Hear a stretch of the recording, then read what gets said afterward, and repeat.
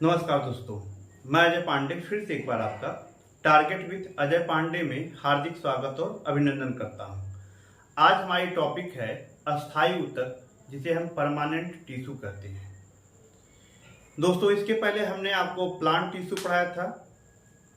यदि वह वीडियो आप नहीं देखे हैं तो प्लेलिस्ट में जाइए और उस वीडियो को जरूर देखिए। मैंने आपको बताया था कि जो प्लांट टिश्यू हैं, पादप ऊतक हैं, मुख्य रूप से दो प्रकार के होते हैं।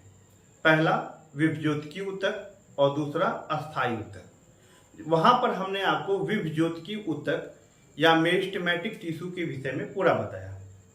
फिर से जान लेते हैं थोड़ा सा।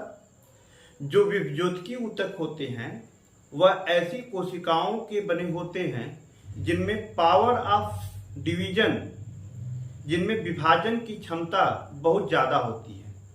अर्थात ऐसी कोशिकाएं जिनमें विभाजन की क्षमता सबसे ज्यादा होती हैं, उन्हें हम विभज्योतकी ऊतक या मेरिस्टेमेटिक टिश्यू कहते हैं। ठीक है। अब वहां पे मैंने बताया उनकी स्थिति, पोजीशन और उनके कार्य के आधार पर वह तीन प्रकार के होते हैं। नंबर 1, शीर्षस्थ विभज्योतकी ऊतक, जिसे हम एपिकल मेरिस्टेमेटिक टिश्यू कहते हैं। जो शीर्षस्थ विभज्योतकी ऊतक होता है वह पौधे के तने की लंबाई और जड़ों की लंबाई को बढ़ाने का काम करता है। ऊपर पाया जाता है तने पर और जड़ों के सबसे नीचे। दूसरा हमने बताया था पार्श्विक विभज्योतकी ऊतक, जिसे हम लैटरल मेरिस्टेमेटिक टिश्यू कहते हैं। जो पार्श्विक विभज्योतकी ऊतक होता है वह पौधों के तने और जड़ की मोटाई को बढ़ाने का काम करता है।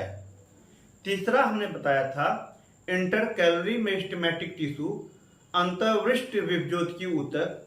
यह जो इंटरकैलरी मेरिस्टेमेटिक टिश्यू होता है वह कुछ घासों, जैसे जो घास है दूब घास में जो नोड और इंटर नोड होता है, या गन्ना हो गया या बांस हो गया, इनमें जो है कि जो नोड और इंटर नोड होता है उन स्थानों पर पाए जाते हैं और वह भी उनकी लंबाई को, पौधे की लंबाई को बढ़ाने में सहायता करते हैं। यह तीनों चीज मैंने इसके पहले वीडियो में आपको बता दिया है। आप जरूर देखिए, तब आपको ज्यादा समझ में आएगा। आज हम पढ़ेंगे परमानेंट टिश्यू या अस्थायी ऊतक। अस्थायी ऊतक क्या है? देखिए, अभी हमने आपको बताया विभज्योतकी ऊतक में मैंने क्या बताया कि ऐसी कोशिकाएं जिनमें पावर ऑफ डिवीजन यानी विभाजन की क्षमता बहुत ज्यादा होती है, उन्हें हम विभज्योतकी या मेरिस्टेमेटिक टिश्यू कहते हैं। जब इन्हीं कोशिकाओं में विभाजन की क्षमता कम हो जाती है या बंद हो जाती है, एकदम रुक जाती है, यानी यह कोशिकाएं जब विभाजन करना बंद कर देती हैं, तब उन्हीं कोशिकाओं से परमानेंट टिश्यू या अस्थायी ऊतक का निर्माण होता है। तो हम इसको इस तरह से भी कह सकते हैं कि ऐसी कोशिकाएं जिनमें वृद्धि और विभाजन, ऐसी कोशिकाएं जिनमें वृद्धि एवं विभाजन की क्षमता नहीं होती है, समाप्त हो जाती है, उन कोशिकाओं के मिलने से परमानेंट टिश्यू का निर्माण होता है या अस्थायी ऊतक का निर्माण होता है। उम्मीद है कि आपको यह बात समझ में आ गई होगी। अब देखिए, परमानेंट टिश्यू या अस्थायी ऊतक को फंडामेंटल टिश्यू भी कहते हैं। क्या कहते हैं? फंडामेंटल टिश्यू या आधारभूत ऊतक। अब देखिए, क्यों कहते हैं फंडामेंटल टिश्यू? इसे क्या कहते हैं? Fundamental tissue. अब फंडामेंटल टिश्यू क्यों कहते हैं? देखिए, इसमें क्या होता है कि पावर ऑफ डिवीजन, विभाजन की क्षमता समाप्त हो जाती है, और जब इनमें विभाजन की क्षमता समाप्त हो जाती है तो वह अस्थायी हो जाती है, एक जगह रुक जाती हैं, जो उसको आधारीय मजबूती प्रदान करती हैं, जो उसके आधार को बनाने का कार्य करती हैं। इसलिए इन्हें हम फंडामेंटल टिश्यू भी कहते हैं। अब यहाँ पे हम देखेंगे कि जो अस्थायी ऊतक होता है वह दो प्रकार का होता है, एक सरल अस्थायी ऊतक और दूसरा जटिल अस्थायी ऊतक। जो सरल अस्थायी ऊतक होता है, सिंपल परमानेंट टिश्यू, यह भी तीन प्रकार का होता है। नंबर 1 जैसा हम देख रहे हैं मृद ऊतक जिसे हम पैरेन्काइमा कहते हैं, दूसरा स्थूल कोड़ोतक जिसे हम कोलेनकाइमा कहते हैं, तीसरा है दृढ़ ऊतक जिसे हम स्क्लेरेनकाइमा कहते हैं। अब यहाँ पे हम बारी बारी से तीनों के विषय में पढ़ेंगे। तो पहला हम पढ़ेंगे मृद ऊतक क्या है। ध्यान दीजिएगा, आपको अच्छे से समझ में आएगा, मुझे पूरा विश्वास है। अब देखिए मृद ऊतक क्या है या पैरेन्काइमा। यह जो है मृद ऊतक, यह पौधों के सबसे कोमल अंगों में पाया जाता है। जो मृद ऊतक कहाँ पाया जाता है? पौधों के सबसे कोमल अंगों में, जैसे उनकी पत्तियां और फूल और क्या है, फल। जो मृद ऊतक होते हैं इनकी कोशिकाओं के बीच में स्थान पाया जाता है। क्या पाया जाता है भाई? देखो अब ऐसे भी देखिए, यहाँ पे क्या है, मृदु। मृदु मतलब मुलायम, कोमल।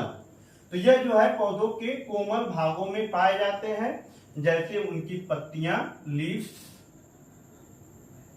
और आपका फ्लावर, फूल, और आपका फ्रूट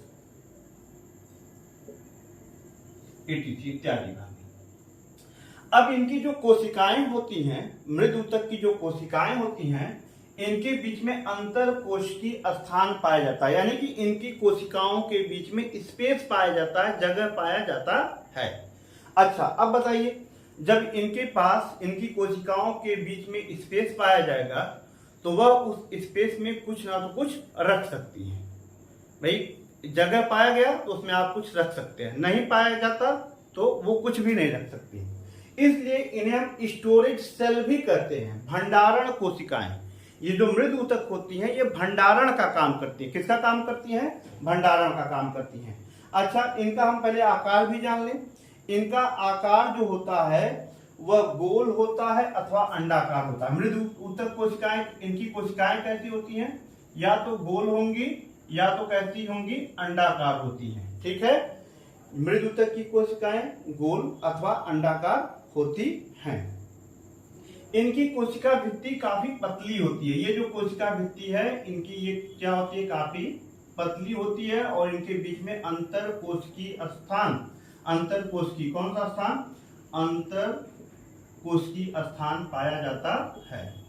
और अंतर कोशिकीय स्थान पाए जाने के कारण इनमें स्टोरेज की क्षमता होती है, भंडारण की क्षमता होती है। अब सुनिए, क्योंकि यह अभी मैंने बताया कि यह पत्तियों में पाई जाती हैं, तो पत्तियों में यह किसका भंडारण करती हैं? क्लोरोफिल का। पत्तियों का रंग क्या होता है? हरा। किसके कारण? क्लोरोफिल के कारण। तो पत्तियों में ये मृद ऊतक कोशिकाएं पत्तियों में पाई जाती हैं, और पत्तियों में यह क्लोरोफिल का स्टोरेज करती हैं, क्लोरोफिल का भंडारण करती हैं। किसका? क्लोरोफिल का। क्लोरोफिल या इसी को कहते हैं हरित लवक, हरित लवक। तो यह जब पत्तियों में क्लोरोफिल या हरित लवक का स्टोरेज करती हैं तो उसके आधार पर इन्हें पत्तियों में हरित ऊतक कहा जाता है। क्या कहा जाता है? इन्हें पत्तियों में, मृद ऊतक को पत्तियों में हरित ऊतक कहा जाता है। क्या कहा जाता है भाई? हरित ऊतक, हरित ऊतक कहा जाता है। दूसरा, इसी क्लोरोफिल के आधार पर अंग्रेजी में इसे क्लोरेनकाइमा भी कहा जाता है। क्या कहा जाता है? Chlorenchyma, chlorenchyma. पत्तियों में पाया जाता है क्लोरोफिल, इसलिए इसे क्लोरेनकाइमा भी कहा जाता है। अब सुनिए, जैसे कुछ जलीय पौधे, हम देखते हैं कि जलीय पौधे जल के ऊपर तैरते रहते हैं, तो उनकी पत्तियों में, उनके उस पार्ट में जो रिक्त स्थान होता है वहां पे क्लोरोफिल तो पाया ही जाता है, लेकिन क्लोरोफिल के अलावा उनकी पत्तियों में हवा पाई जाती है। क्या पाई जाती है? हवा। यह मृद ऊतक जो जलीय पौधे, यानी कि जलीय जो जल में पाए जाते हैं, जलीय पौधों की पत्तियों में जो अंतरकोशिकीय स्थान होता है वहां पर हरित लवक के अलावा हवा भी पाई जाती है। उनके स्थान पर, अंतरकोशिकीय स्थान पर हवा पाई जाती है। और हवा को क्या करते हैं, एयर। इसी एयर के आधार पर इन्हें जलीय पौधों में एरेनकाइमा कहते हैं। क्या कहते हैं, एरेनकाइमा। तो एरेनकाइमा कहाँ पाया जाता है, जो जलीय पौधे होती हैं उनमें एरेनकाइमा पाया जाता है। उम्मीद है कि इतना आपको समझ में आ गया होगा। ठीक है, यह है हमारा पैरेनकाइमा या मृदुतक। इसे हम मिटा दे रहे हैं। अब देखिए अगला जो हम पढ़ेंगे वो हमारा होगा स्थूल कुड़ोतक। दोस्तों आपको कैसा लग रहा है, समझ में आ रहा है तो आप उसको जरूर बताइएगा कमेंट करके। अच्छा लगे तो जरूर बताते रहिएगा, लाइक करते रहिएगा, शेयर भी करते रहिएगा। अब देखिए जो स्थूल कुड़ोतक है, स्थूल कुड़ोतक क्या है, ये जो है देखिए, ये जो मृदुतक हमने बताया, तो मृदुतक के विषय में हमने कहा कि इनकी कोशिकाओं के बीच में अंतर कोशिकीय स्थान पाया जाता है। अब इन अंतर कोशिकीय जो इनकी कोशिकाएं होती हैं, मृदुतक की बात, स्थूल कुड़ोतक की बात कर रहे हैं। जो स्थूल कुड़ोतक होता है, इनमें जो कोण बनते हैं, इनकी कोशिकाओं में जो कोण बनते हैं, जैसे देखिए यह कोशिका है, ये इधर, अब ये कोण बना यहां पे, तो इस स्थान पर यहां पर सेलुलोज और पेक्टिन की, सेलुलोज क्या, सेलुलोज प्लस पेक्टिन, स्थूल कुड़ोतक में क्या होता है, देखिए यहां पे देखिए कोणोतक। तो यहां पे स्थूल कुड़ोतक में जहां पर कोशिकाओं के बीच में कोण बनता है, कोई भी कोण, उस कोण वाले स्थान पर सेलुलोज और पेक्टिन नामक पदार्थ जमा हो जाते हैं। और सेलुलोज और पेक्टिन नामक पदार्थ के जमा हो जाने के कारण वहां की कोशिकीय भित्ति मोटी हो जाती है। क्या हो जाती है, मोटी हो जाती है। तो हम कह सकते हैं कि जो स्थूल कुड़ोतक होता है, इनकी कोशिकाओं की कोशिका भित्ति मोटी होती हैं। क्या होती हैं, मोटी होती हैं। और इनकी कोशिकाओं में जहां पर कोण का निर्माण होता है, उस कोण वाले स्थान पर सेलुलोज और पेक्टिन नामक पदार्थ इकट्ठा हो जाते हैं, जम जाते हैं, जिनके कारण इनकी कोशिकाएं क्या हो जाती हैं, मोटी हो जाती हैं। ठीक है, और ये देखिए सेलुलोज और पेक्टिन के जमा हो जाने के कारण यह वहां पर मजबूती प्रदान करते हैं। और जैसे जो पौधे के कोमल अंग हैं, जैसे मैं कहूं, जैसे ये देखिए, ये इसका कोई पौधे का एक भाग है और यहां से पत्ती निकली है, ये पत्ती आप देख रहे हैं, पत्ती निकली है। अब यहां पे ये जो पर्णवृंत है, ये पर्णवृंत, इस स्थान पर ये स्थूल कोणोतक पाया जाता है। ये देख रहे हैं यहाँ पे कोण बन रहा है, इस स्थान पर स्थूल कोणोतक ऊतक पाया जाता है।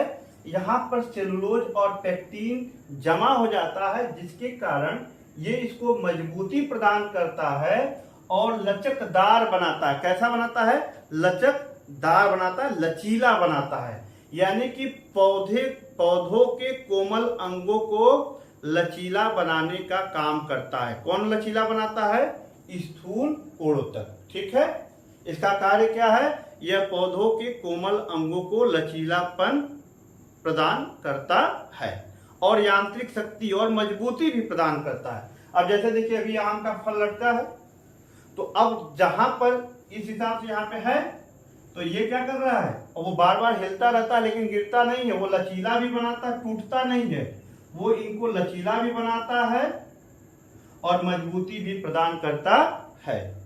उम्मीद है कि आपको स्थूल कुड़ोतक या पैरेनकाइमा समझ में आ गया होगा। अब इसके बाद है दृढ़ ऊतक। देखिए दृढ़ ऊतक की कोशिकाएं भी निर्जीव होती हैं और यह भी पौधों को मजबूती प्रदान करती है। ठीक है, अभी हमने देखा स्थूल कुड़ोतक में सेलुलोज और पेक्टिन की परत जमा हो जाती है और जो दृढ़ ऊतक होते हैं, इनकी कोशिकाओं में लिग्निन की परत जमा हो जाती है। दृढ़ ऊतक में किसकी परत जमा हो जाती है? लिग्नीन की। और लिग्नीन की परत जमा हो जाने के कारण यह भी पौधों को मजबूती प्रदान करता है और इसकी कोशिका भित्ति मोटी होती है। ठीक है, अभी ध्यान से देखिएगा, मैं फिर से एक बार बता दूंगा। तो दृढ़ ऊतक में हमने बताया कि दृढ़ ऊतक की कोशिकाओं की कोशिका भित्ति मोटी होती है। क्यों मोटी होती है? क्योंकि उनके बीच में लिग्नीन की परत जमा हो जाती है। अब यह जो दृढ़ ऊतक है या स्क्लेरेन्काइमा है, यह भी दो प्रकार का होता है। क्या है? इसको हम दो भागों में बांटे हैं। एक है दृढ़ ऊतक रेशा, दृढ़ ऊतक रेशा, और दूसरा है दृढ़ कोशिकाएं।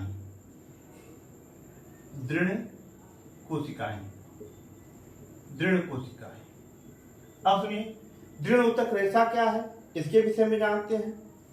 ये देखिए, आप पटसन देखे होंगे, सनई देखे होंगे, भांग देखे होंगे, अलसी, तो हम देखते हैं कि उस पे जो है उससे रेशा निकलता, उसके जो पौधा होता है उसके चारों तरफ जब वो सूखता है या उसको आप पानी में डाल देंगे, जब वो गलेगा तो उससे एक रेशा हम प्राप्त करते हैं। तो वह रेशा किसका बना होता है? दृढ़ ऊतक का या दृढ़ ऊतक कोशिकाओं का बना होता है। अब वह रेशे क्या होते हैं? लंबे होते हैं। क्या होते हैं भाई? लंबे होते हैं। तो यानी कि दृढ़ ऊतक की कोशिकाएं लंबी होती हैं और यह पौधों को मजबूती प्रदान करती हैं। दृढ़ ऊतक की कोशिकाएं लंबी होती हैं, निर्जीव होती हैं और पौधों को मजबूती प्रदान करती हैं। यह कहाँ पाई जाती हैं? यह जैसे आपका भांग का पौधा है, अलसी है, पटसन है, उनमें पाया जाता है। अब दृढ़ कोशिकाओं की बात करें तो दृढ़ कोशिकाएं भी निर्जीव होती हैं। यह जो है आपके एक फल है, जैसे नाशपाती के गुद्दे में पाया जाता है। हम नाशपाती खाते हैं तो करकराहट की आवाज थोड़ा सा लगता है, तो ये दृढ़ कोशिकाओं के कारण ही वो करकराहट होती है। बादाम का छिलका, अखरोट का छिलका, बादाम का छिलका और अखरोट का छिलका वो किसके बने होते हैं? दृढ़ कोशिकाओं के बने होते हैं। और दृढ़ कोशिकाओं में क्या पाया जाता है? लिग्नीन पाया जाता है। ठीक है, इस तरह से यहाँ पे मृदूतक, स्थूल कोणोतक और स्क्लेरेन्काइमा यानी कि दृढ़ ऊतक समाप्त होता है। फिर से एक बार हम एक नजर में देख लेते हैं। जो मृद ऊतक होता है यह पौधों के कोमल अंगों में पाया जाता है।